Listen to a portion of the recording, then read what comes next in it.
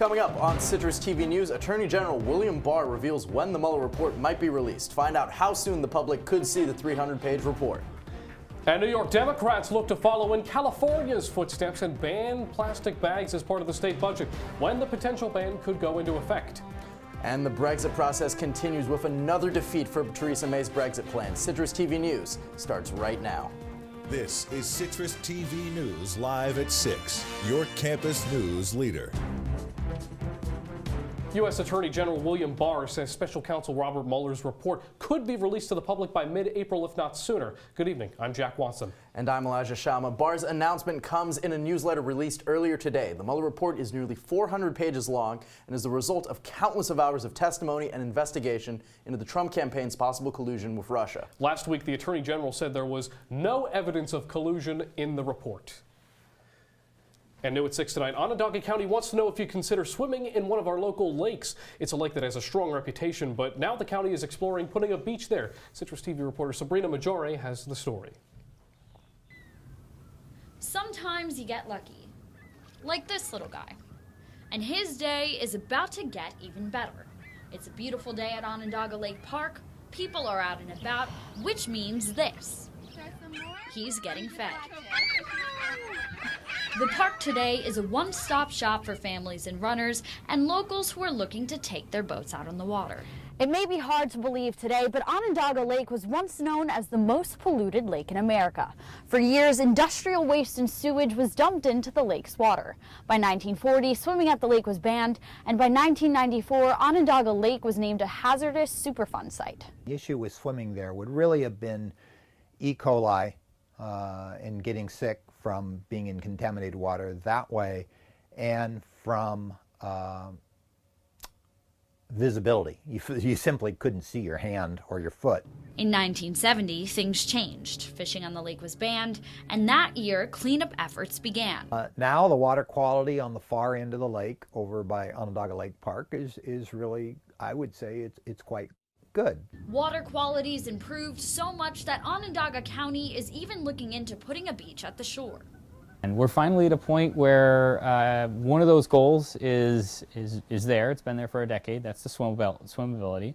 Late in January, the county sent out a survey asking Onondaga residents whether or not they'd swim in the lake. Absolutely not. Nope, I don't even think I'd stick my feet in it. There were mixed reactions. I'm not really sure. I would not, but I don't swim in any lakes. There is a public perception question, right? People have, for so long, have almost held it as a badge of pride that we have one of the most polluted lakes in the country, and we go, Onondaga Lake, you know. But in fact, the lake it's a beautiful resource. Changing that public perception might not be so easy. The facts regarding the quality of Onondaga Lake's water are not necessarily in line with people's belief. For now, though, we'll just have to leave the bathing to the birds. Sabrina Maggiore, Citrus TV News. Now, the county will continue its study, or conclude its study, by the end of the year. Then legislators will decide whether or not we might see a beach. And here on campus, Syracuse University's summer construction plans are here. As Campus Facilities Officer Pete Sala released his update, among the big projects is a renovation of the Shine Student Center set to begin in May. Meanwhile, Sala says construction is finished on Byrd Library Suite 548, and the location of the new LGBT Resource Center. Del Plaine Hall and Day Hall will also each get room renovations. And millions of people will be showing their dedication for protecting the Earth tomorrow night. Earth's Hour starts at 8:30 p.m. when people will turn off all of their electricity for 1 hour to conserve energy. Syracuse University will be taking part in the event by turning the Dome, Hall of Languages, and Hendricks Chapel dark for the hour. And tonight at Newhouse, an SU alum will return to the Hill for a screening of his 2018 documentary. Anand Kamalakar is back at Newhouse. He will take questions from the audience after his film ends tonight. The documentary is called Salam and follows the life of Nobel Prize-winning Pakistani physicist Abdus Salam. The screening begins at 7 tonight and at the Hergahan Auditorium. And a group of SU London students are in Lockerbie, Scotland for the weekend as part of the 2019 spring delegation. Nearly 31 years ago, 35 students died when Pan Am Flight 103 crashed over the town of Lockerbie. Since then, the university maintains a strong connection with this small Scottish town. Lockerbie Academy sends 2 Lockerbie scholars to Syracuse every year. Now 12 SU students are visiting the area to learn about the community and the crash. Citrus TV reporter Isha Batu will have more on what students did during the week's program on next week's show. Now, Jack, the sun was out today. It was gorgeous. I had a great time walking to studio. Is it going to stick around? Now, the sun was out a little bit today, a little bit in the afternoon. In the morning, still a little cloudy, though. I do share that sentiment, though. Our weather anchor, Carmella Boykin, is here to hopefully give us some good answers. Carmella?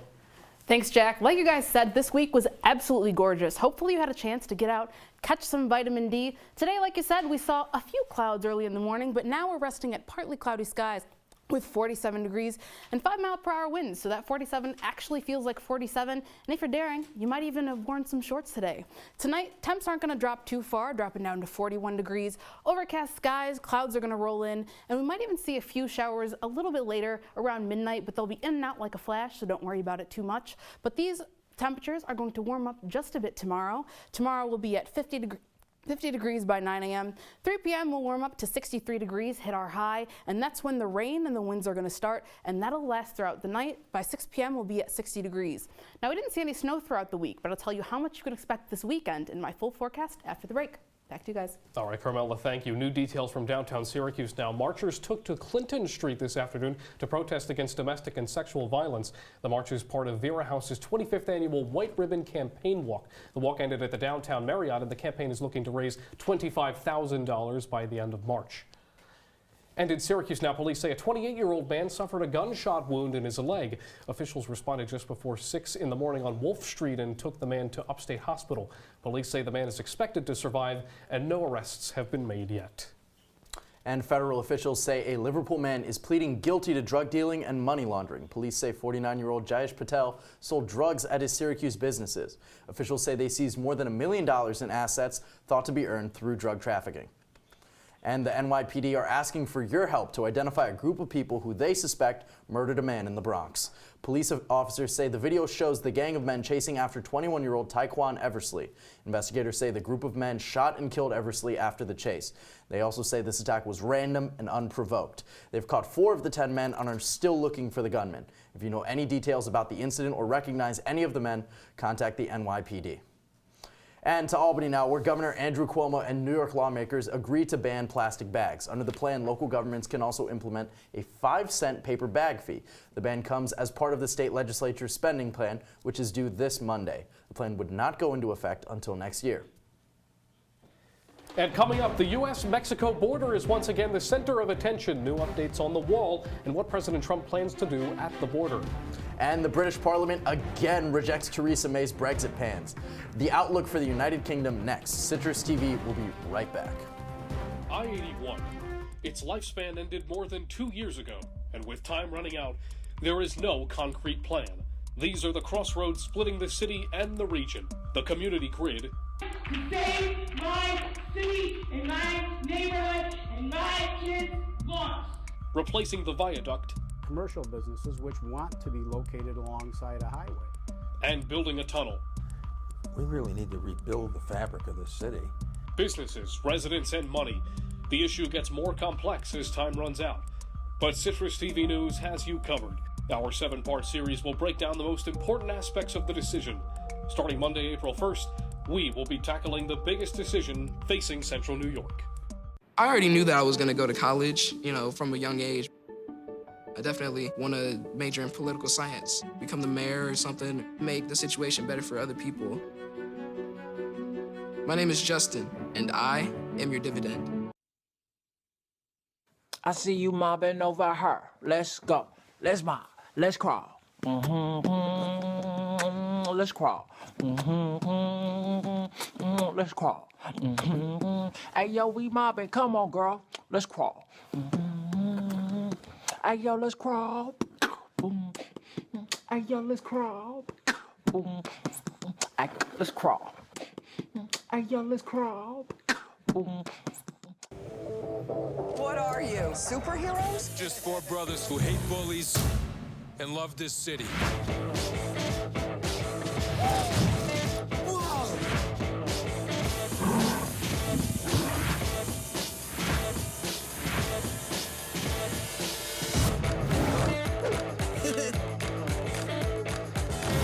Gear up, guys.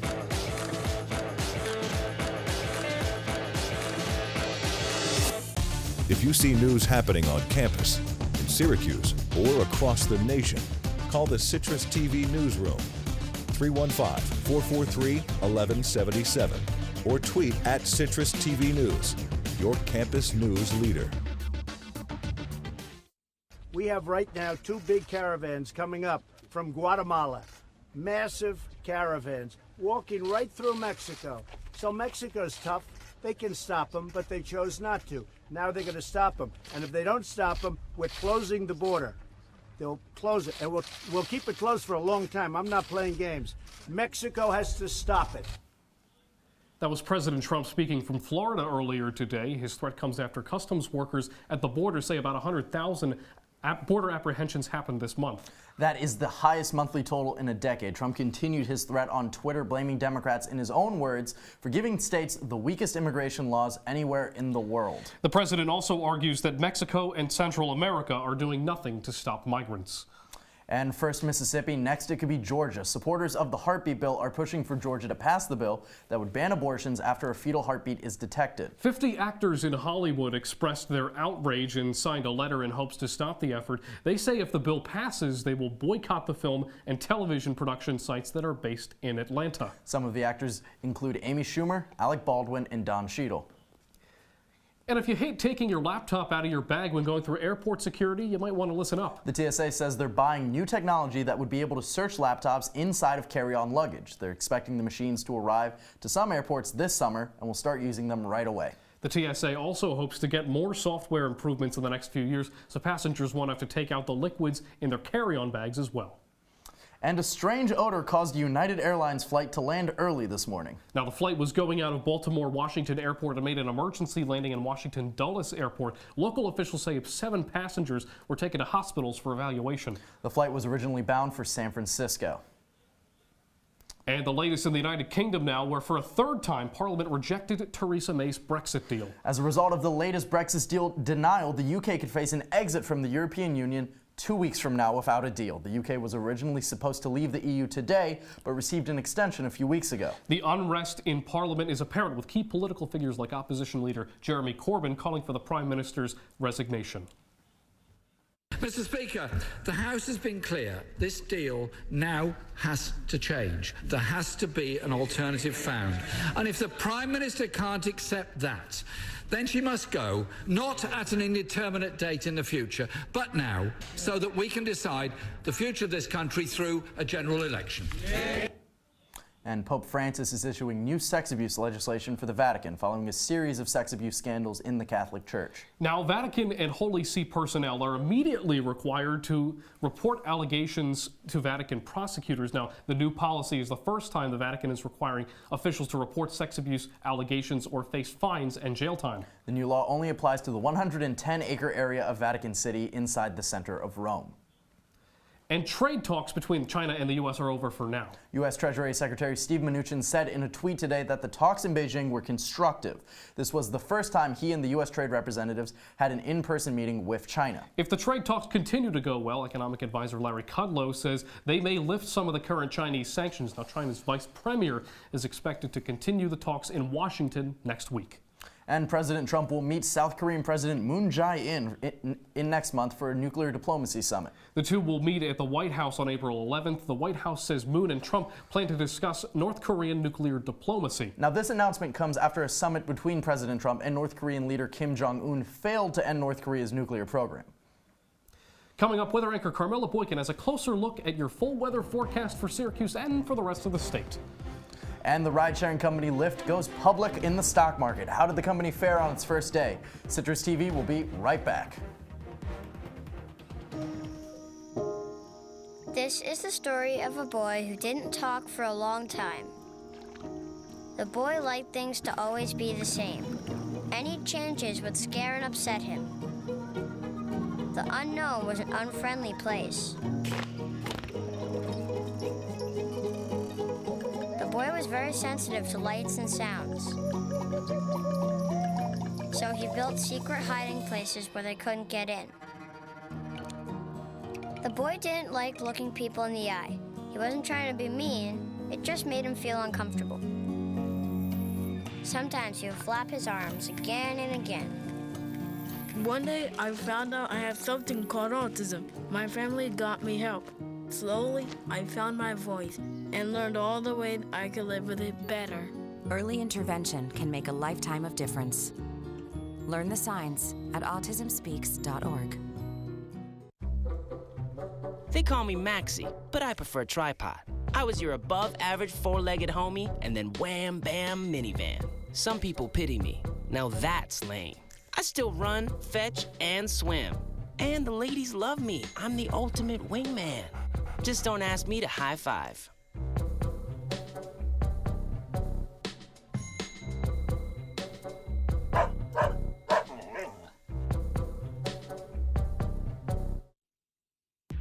From the CitrusTV Weather Center, this is SU's most accurate weather forecast. Welcome back to Citrus TV News. Temps across the state are resting in the high 40s. Here in Syracuse, we're at 47 degrees. Coolest is up in Fulton, where they're at 46, and warmest is down in Elmira and Binghamton, where they're at 50 and 51.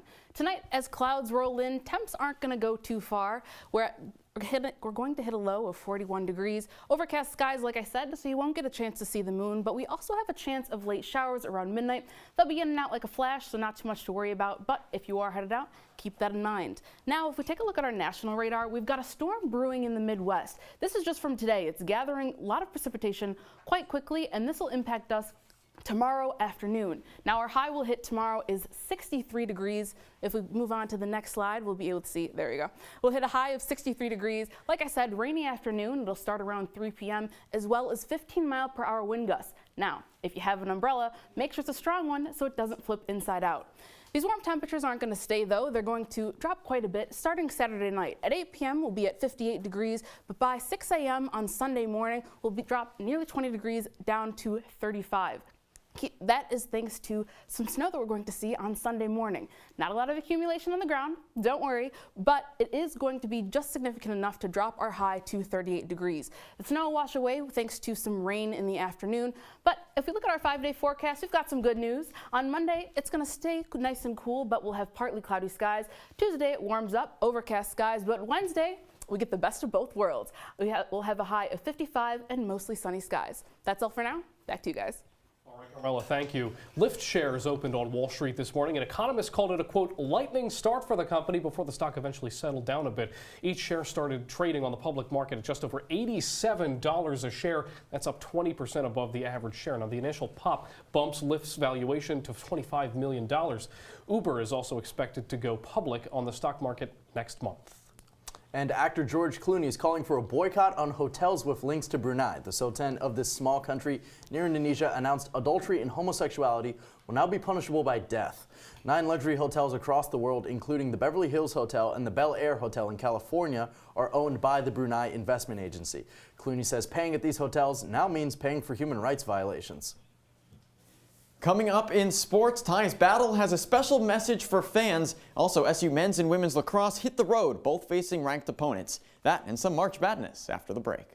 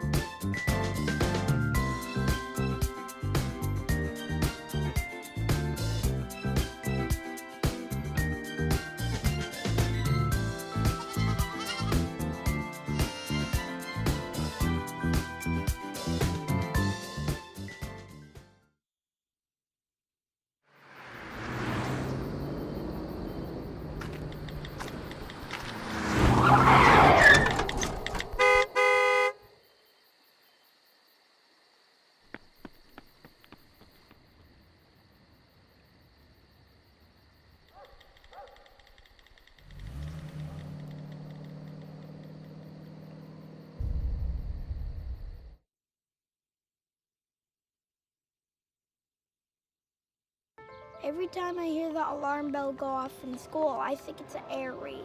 A lot of houses in our neighborhood have been destroyed. I like to close my ears and sing songs whenever the bombs come close. I'm worried our new neighbors won't like us. But I know it's all gonna be worth it. I just want my family to be safe. But these are not my words. These are not my words. These are not my words.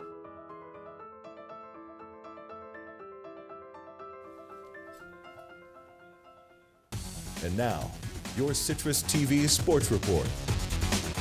Tonight in sports, Tyus Battle has officially said goodbye. The star shooting guard wrote a farewell letter to Syracuse fans, published on Syracuse.com. He said, quote, "I have made the decision to pursue a professional basketball career, and I'm ready because of you." Battle moves on from a Syracuse legacy where he ends 16th in Syracuse all-time scoring. He's totaled more than 1,600 points. Battle played in 2 NCAA tournaments last year, playing into the Sweet 16. And Syracuse men's lacrosse looks to extend its winning streak to 4 games this weekend. No easy task as the number 8 Orange hit the road for the first time this season and take on the 12th-ranked Notre Dame tomorrow at noon. This is the 7th game in a row that the Orange play against a ranked opponent, but the Orange have fared well to date, only losing once since the beginning of the season. SU currently stands with a record of 5-2 overall, 1-1 in the ACC.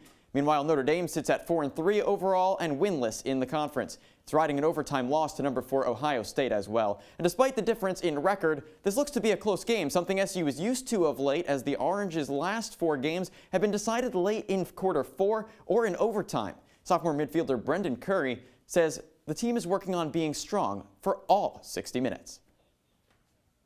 It's not ideal. We'd like to be able to play a full 4 quarters, but we know we're working on it. We're going to try and come out hot in the first quarter, make it a little bit easier on us, not have to kind of scratch and claw. But the fact that we've been able to win some games when maybe we're not supposed to has been a really good sign. And the SU women's team travels as well. The Orange play Duke 12 p.m. tomorrow in a return to ACC play following a 19-7 win over Albany on Wednesday. It's just the 4th time in 14 games that Syracuse plays on the road. Syracuse is 11-2 on the year, 3-1 in the conference play. And SU has only lost to teams ranked either number 1 or number 2 in the country, and the Orange fittingly are number 3. Duke slots in at number 13, but has a top caliber player in Charlotte North. North leads the nation in both points and goals with 74 points, 56 goals. Syracuse's leading player, Emily Harris-Chuck, is 8th nationally in points and 5th in goals. But despite the individual stats, SU senior midfielder Julie Cross says the team is putting an emphasis on unity. Halftime coach kind of talked to us about playing together. I think that we're a very unselfish team, and when we work together and we can find each other and get those assists, I think that it just makes the game not only more fun to play, but it just shows how close we are as a team. So I think assists are really important. And 8 men's basketball teams are dancing tonight as the last 4 games of March Madness Sweet 16 are played. The first game tonight tips off in less than an hour in a matchup between LSU and MSU. 2 number 1 seeds play tonight. That's Duke and UNC. The Tar Heels play Auburn, then Duke plays Virginia Tech. And the night's capped off with Kansas and Houston. So far, Virginia, Purdue, Gonzaga, and Texas Tech are in the Elite 8. Tonight, Sweet 16 teams all hoping to keep the music going. David, unfortunately, the Orange not in the Sweet 16. How does losing Tyus Battle kind of hurt their chances to make it again? You know, it really is big if you're a Syracuse fan, because this year specifically, the Orange returned all 5 of their starters, and Tyus Battle was a huge factor in that. Remember, he had gone to the NBA, was declaring already without an agent, and then decided to return, which was huge news for the Syracuse team. Unfortunate end, you're right. For Syracuse fans in the first round loss last year, making it to the Sweet 16. But Tyus Battle, just a star. You see it with his stats, but even beyond the numbers. This guy was a leader on the team. He had an impact on the players, a mentor to everyone else. So actually, while they're losing him as a player, a lot of his legacy will live on in the guys who are still on the team now. And looking at kind of March Madness right now, what are some of your predictions? Oh, I gotta say, you know, looking at tonight, I would totally expect Duke to win. I mean, we've seen them. They even beat North Carolina in the ACC tournament by 1 point and then wound up winning the ACC tournament against Florida State in the next round. Just amazing to do that. UNC makes it to the Elite 8, I imagine. And then also looking at the other games tonight, I think that there has to be one upset, right? Because that's how basketball works. LSU upsetting MSU, and I'd say Kansas, just a notorious name from season to season, also making it on tonight. Well, David, either way, lots of ACC representation in that Elite Eight, sure to be. Thanks so much. Our sports reporter, David Edelstein. Now, coming up after the break, we'll have one last look at your weather for tomorrow morning. We'll be back in 90 seconds.